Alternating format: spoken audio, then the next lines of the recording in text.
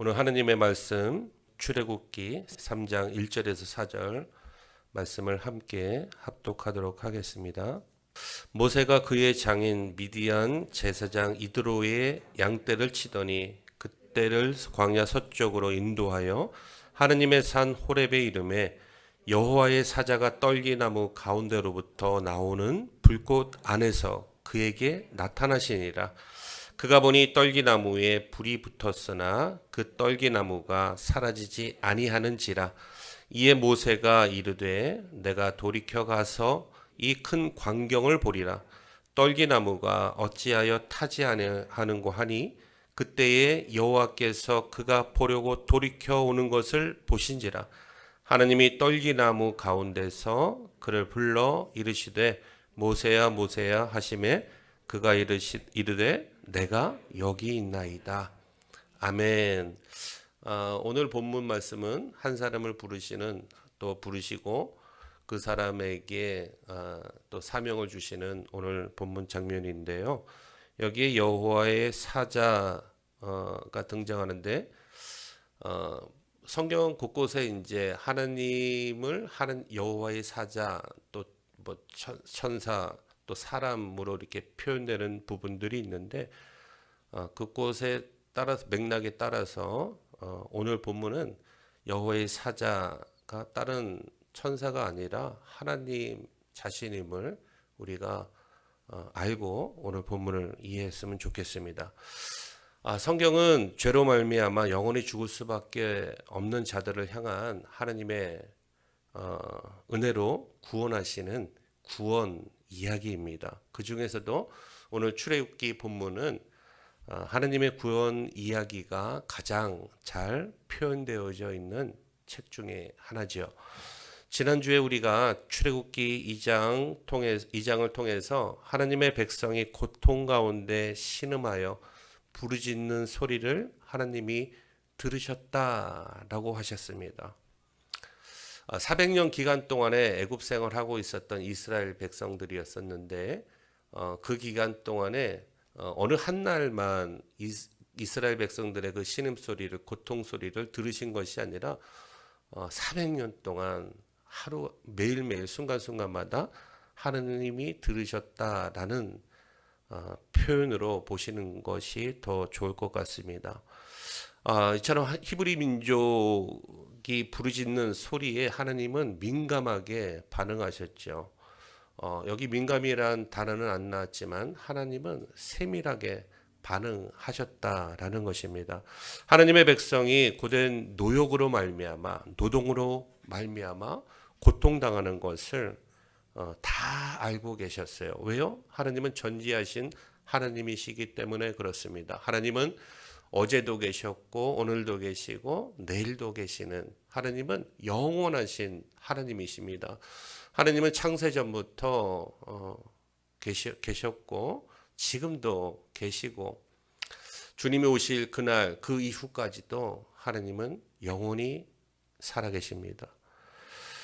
하나님의 백성을 고통 가운데 버려두시지 않으시는 것이죠. 우리가 삶에서 힘들 때 하나님이 간섭하지 않으시나 이런 의심도 할 수도 있지만 그러나 하나님은 변치 않으시고 우리와 날마다 함께 하고 계십니다.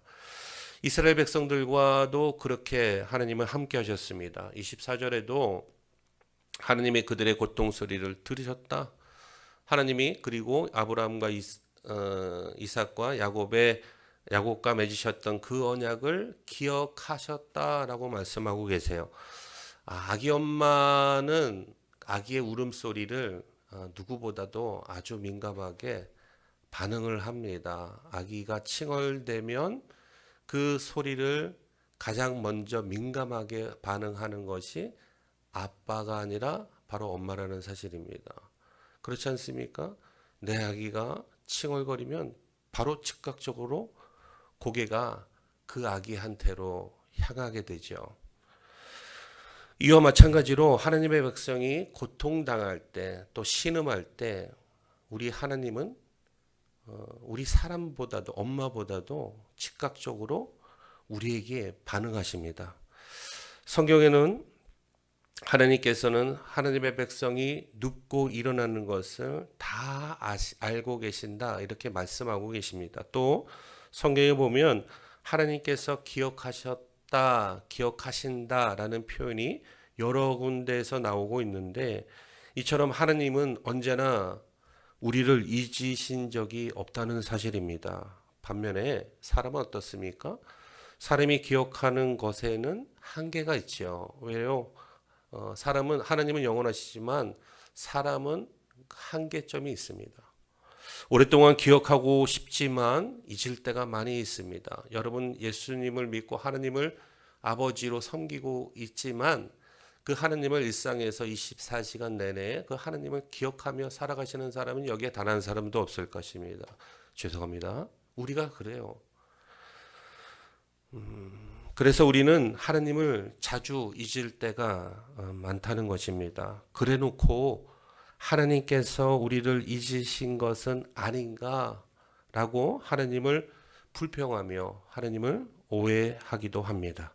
그러나 하나님께서는 우리를 절대로 잊어버리신 적이 단 한순간도 없습니다. 하나님은 인격적인 하나님이시죠. 그래서 우리가 부르짖을 때마다, 하나님을 찾을 때마다, 우리가 신음소리 할 때마다 그 작은 세미한 신음소리까지도 하나님께서는 귀를 기울이고 들으신다는 것입니다. 하나님은 믿음의 사람들에게 약속하신 것을 기억하시고 그 기억하신 대로 우리를 돌봐주십니다. 하나님께서 약속하신 대로 반드시 이루신다는 하나님의 강한 의지가 성경 곳곳에 등장하고 있습니다. 하나님은 하나님의 백성과 자녀의 관계를 맺으시고 하나님의 백성과 약속을 하시죠. 그리고 하나님께서는 약속하신 것을 성실하게 이루십니다. 또 신실하게 이루시는 하나님이십니다. 성부 하나님은 성자 하나님을 하나님의 때에 이 세상에 보내주시고 우리를 대신해서 십자가에서 죽게 하심으로 우리를 죄에서 구원하셨습니다. 이를 통해 하나님은 하나님의 백성과 약속하신 것을 확실하게 이루셨습니다. 바로 아담과 맺으신 언약이죠. 그러므로 예수님을 믿는 사람은 하나님의 언약이 성취된 것을 이미 경험한 사람들입니다. 하나님께서 창세 전에 구원하시기로 예정하셨죠. 그 예정하신 약속대로 예수 그리스도를 통해서 십자가에서 우리의 구원을 다 완성하셨기 때문입니다. 약속하신 것을 기억하시고 세월이 흘러도 약속하신 것에는 전혀 변함이 없으십니다. 우리의 삶에 어려운 일을 당할 때도 하나님은 절대로 우리에게서 등을 돌리신 적이 없습니다. 그분이 우리를 자녀 삼아 주셨고 그분이 우리의 아버지가 되어 주셨기 때문이죠. 그러니까 자녀가 어디 아프면, 자녀가 어디 고통당하면, 자녀가 어디 외롭거나 슬프거나 이럴 때, 문제가 있을 때 우리 아버지는 전전긍긍하시는 거죠. 왜? 내 자녀를 거기에서 건져주시기 위해서. 그러므로 하나님의 백성에게는 바로 이 자녀의 소망이 있는 줄 믿으시길 바랍니다. 우리는 세상 종교처럼 신을 믿는 것이 아니라 영원히 나와 함께 하시는 아버지 하나님을 믿는 줄 또한 믿으시길 바랍니다. 이것이 우리의 믿음의 기초가 되어야 하는 것이죠. 출애굽기 3장에 하나님께서 모세를 부르시는 장면입니다. 하나님의 백성과 약속하신 것을 기억하셨고 그 약속하신 대로 하나님의 백성을 구원하시기 위해서 모세 한 사람을 부르셨어요. 출애굽기 3장 8절에 보면 다 같이 읽습니다. 내가 내려가서 그들을 애굽의 손에서 건져내고 그들을 그 땅에서 인도하여. 이렇게 기록되어 있죠. 건져내고 인도하신다. 하나님은 하나님의 백성의 삶에 깊이 개입하시고 그리고 구체적으로 행동하시죠. 우리가 고통스러워할 때도 또 절대로 우리를 외면하지 않으시는 거죠. 않으시는 분이십니다. 하나님은 우리의 기도를 들으실 뿐만 아니라 우리의 신음소리, 우리 탄식 소리까지 다 듣고 계시는 것입니다. 하나님은 사람을 사용하셔서 하나님의 백성들을 구원하십니다. 하나님이 직접 하실 수도 있지만 하나님은 특별히 우리를 동력자로 부르시고 우리 한 사람 한 사람을 통해서 그 하나님의 일을, 하나님의 구원의 일을 준비시켜 나가시는 것이죠. 그래서 하나님은 시대마다 하나님의 사람을 준비시키시고 훈련시키시는 것입니다. 하나님께서 준비시킨 사람, 그 사람을 통해서 하나님의 백성을 구원하시기 위한 목적이죠. 하나님의 때가 되었을 때 모세를 하나님께서 부르심으로 하나님께서 조상들과 언약하셨던 것, 그 약속하신 것을 잊지 않으신다는 것을 구체적으로 오늘 본문에서 보여주고 계시는 거예요. 하나님은 어떤 사람을 부르십니까? 출애굽기 3장 1절 2절에 보면 모세가 미디안에서 양떼를 치고 있을 때, 애굽 왕자로 있을 때가 아니에요. 그때 화려하게 권력을 잡고 있을 때 하나님이 부르셨으면 어땠을까? 그렇지만 모세를 생각해 보면 하나님의 뜻에는 민감하게 반응하지 않고 자기 권력으로, 자기 힘으로, 자기 부로 모든 일을 감당하려고 했을 것입니다. 양떼를 치고 있는 모세를 부르셨어요. 평범한 삶의 현장에서 평범한 일상 가운데서 일하고 있는 이제 애굽의 왕자가 아닌 평범한 양치기 모세를 부르셨습니다. 모세의 삶의 자리에 하나님께서 먼저 찾아오셔서 먼저 모세를 불러주신 것입니다. 예수님께서도 베드로와 안드레가 바닷가에서 그물을 던지고 있을 때 마태가 세리장이로 일하고 있는 가운데 하느님은 그들을 한 사람 한 사람 쓰시고자 부르신 것입니다. 하느님은 우리의 평범한 삶의 현장에서 하느님의 사람을 부르신다는 것, 일상생활 가운데 찾아오시고 만나주신다는 것, 이것이 하나님의 방법인 줄 믿으시길 바랍니다. 하나님께서는 우리가 지금 있는 이곳에, 지금 있는 가정, 직장, 사업장, 내가 다니고 있는 학교, 내가 만나고 있는 그 어디라도 하나님께서는 우리를 불러주십니다. 그러므로 우리의 주어진 삶의 자리에서 최선을 다해서 열심히 주어진 일에 다해야 하는 것입니다. 평범한 일상 가운데 자신의 자리에서 최선을 다해야 하는 것이죠. 왜냐하면 하나님이 찾아오시는 그 순간 내가 하는 일이 바로 하나님의 일이 될 수 있기 때문입니다. 나의 일터가 하나님의 일터가 될 수 있기 때문이죠. 이것을 볼 줄 아는 것이 비전입니다. 다른 게 비전이 아니라 내 일터가, 내가 하는 모든 일이 하나님의 일이 되게 하는 것, 하나님의 일이 될 수 있구나 라고 생각하고 바라보는 것, 그리고 그 일에 그 뜻을 따라서 사명을 다해 최선을 다한 것, 이것이 바로 비전 있는 사람의 삶입니다.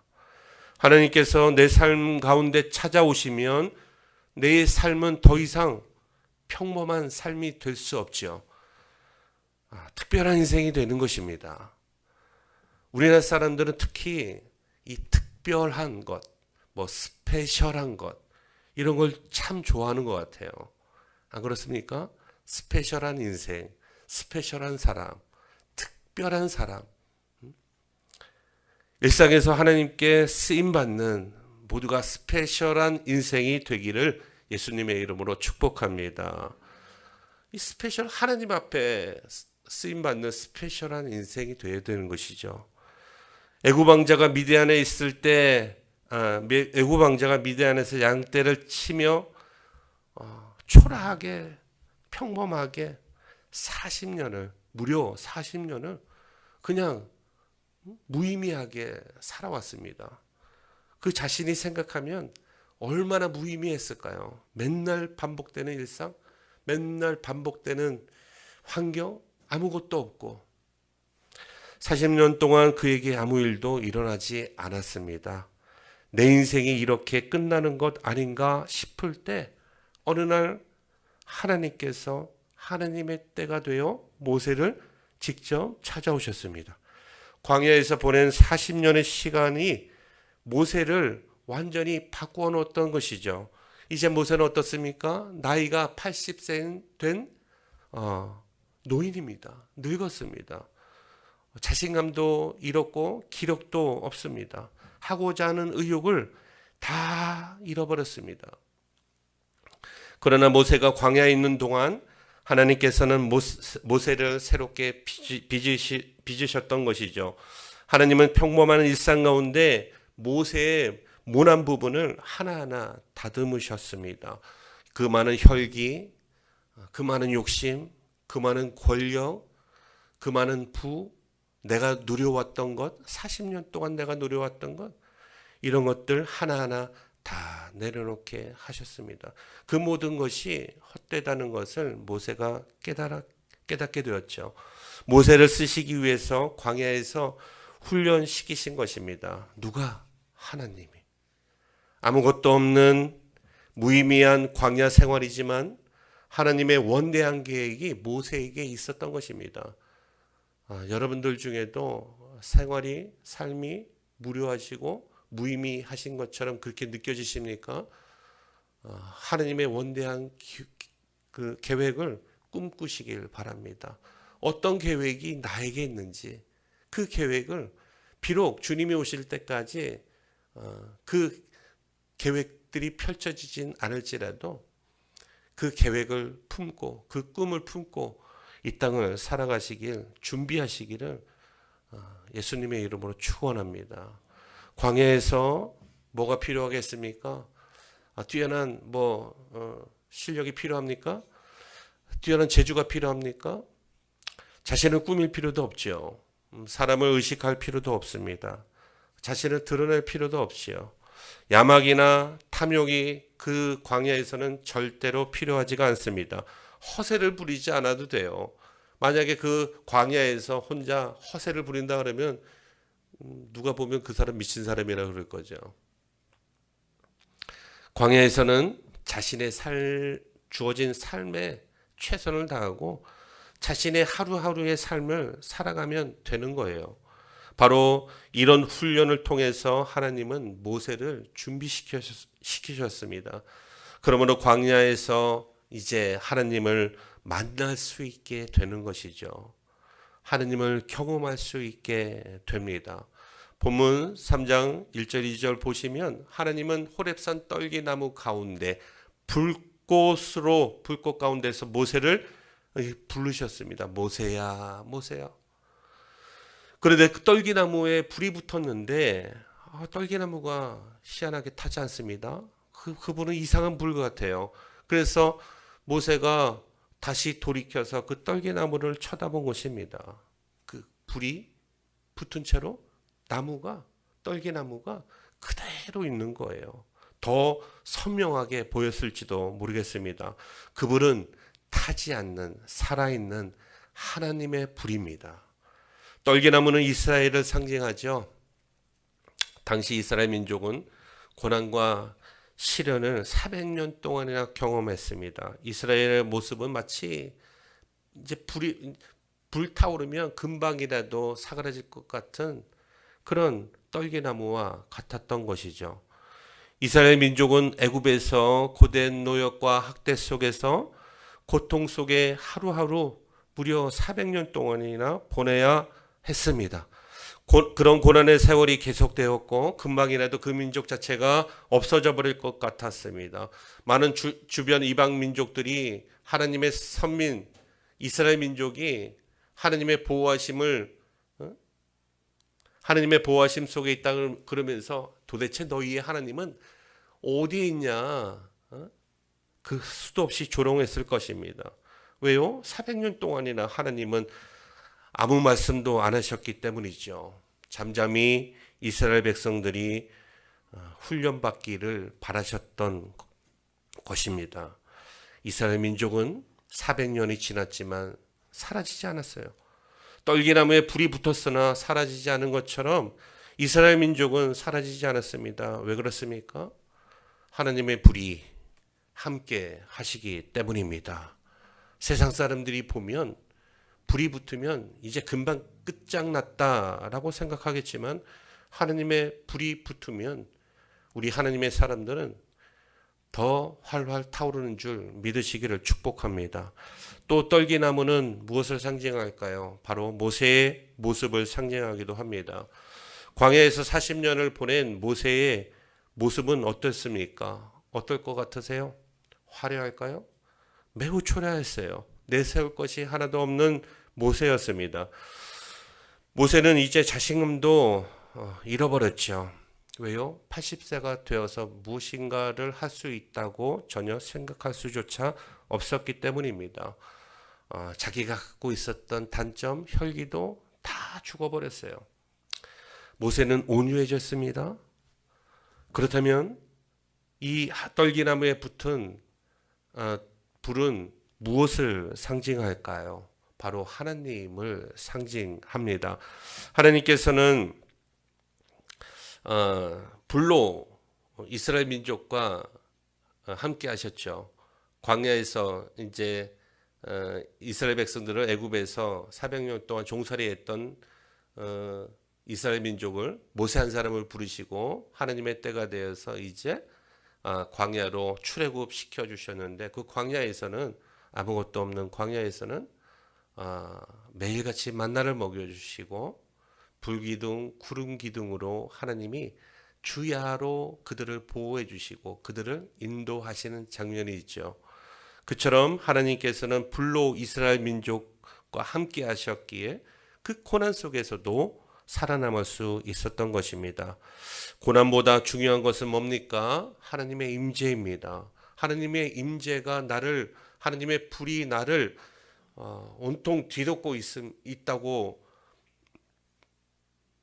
믿으면 어떤 고난도 어떤 역경도 이겨낼 수 있는 것입니다.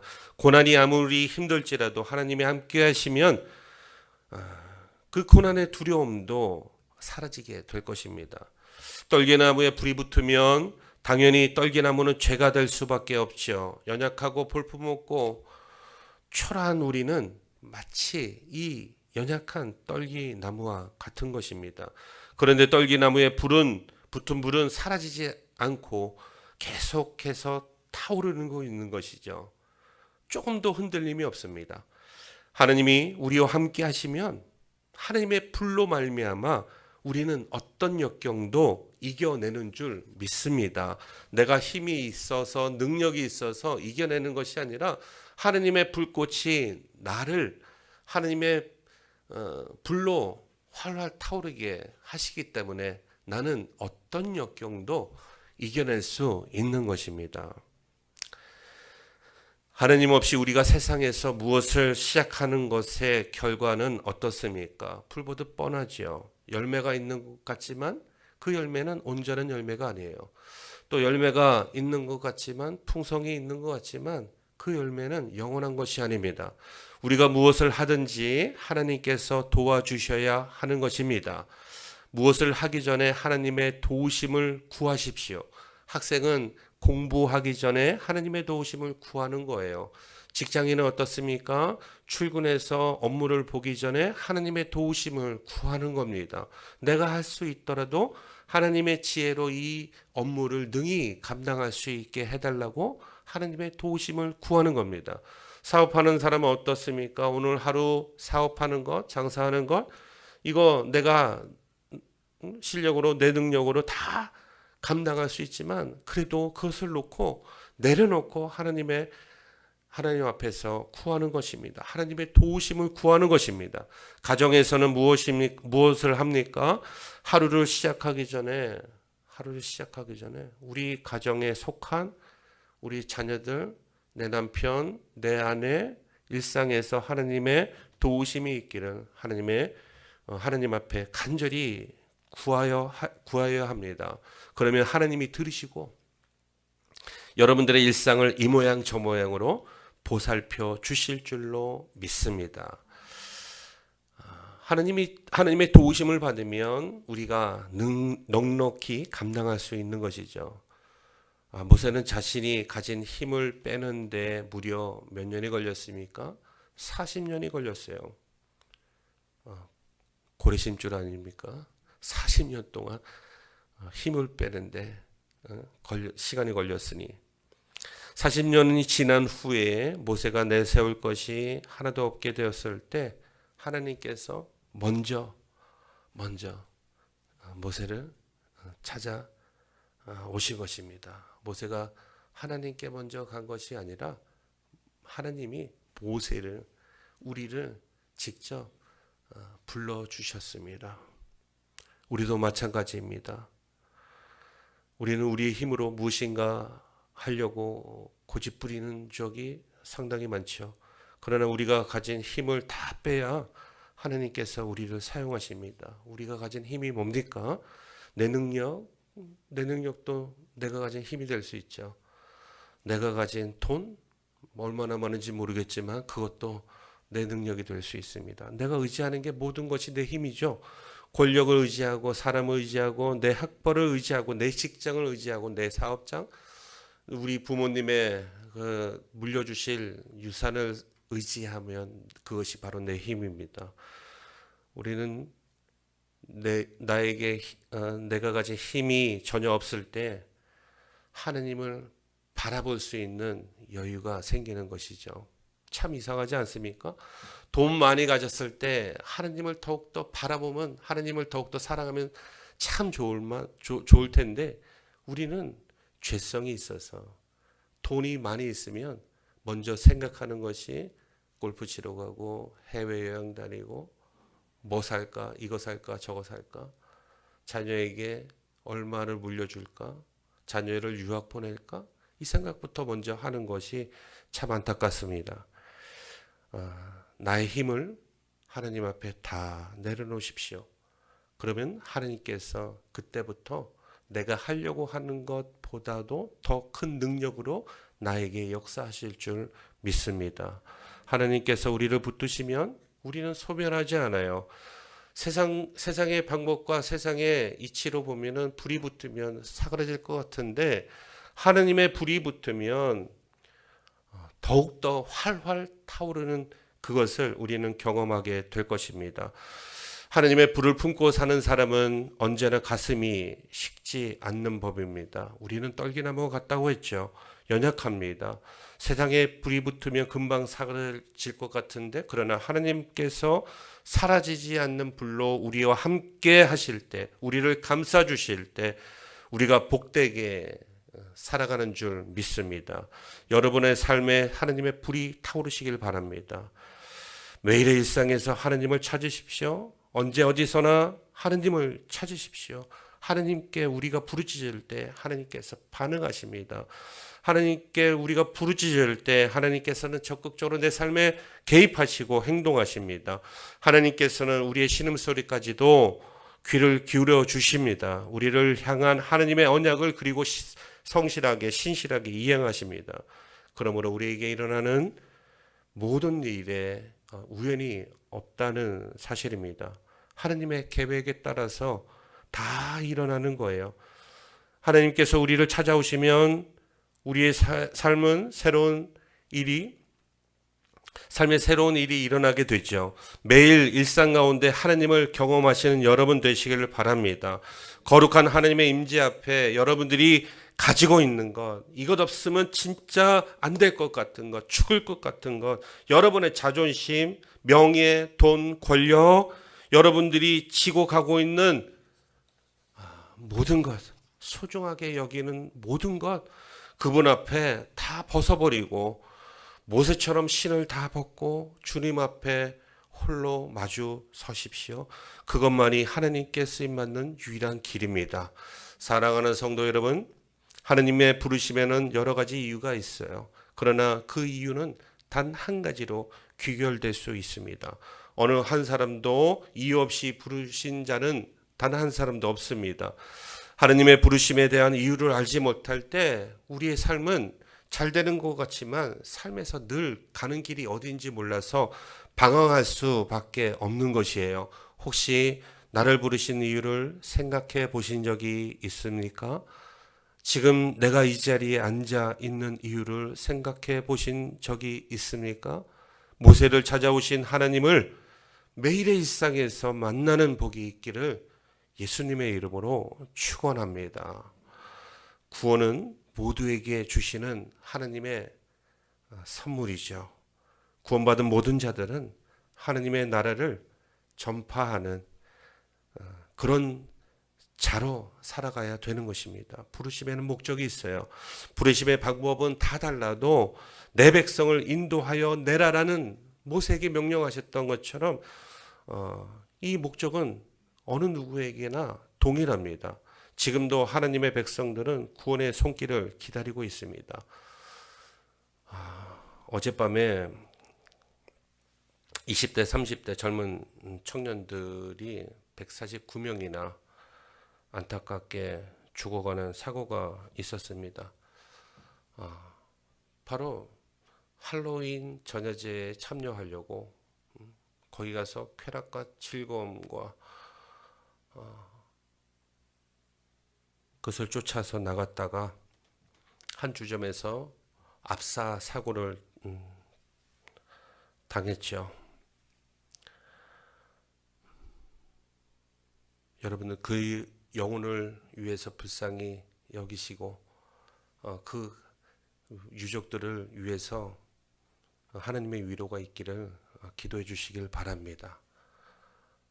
이 땅의 젊은 청년들이 세상에서 가는 길을 몰라 하나님의 부르시는 그 음성을 듣지도 못하고 그저 세상 길로 세상이 좋다고 발을 내디뎠다가 무의미하게 죽어가는 이런 일들이 오늘날 어젯밤에도 곳곳에 있습니다. 평범한 나를 부르시고 하나님의 불로 나를 덮어주시고 나 한 사람을 통해서 이 성중에 많은 사람을 하나님의 나라로 초대하는 줄 믿으시기를 바랍니다. 우리 사도행전 18장 10절에 주님의 말씀을 우리 같이 한번 읽습니다.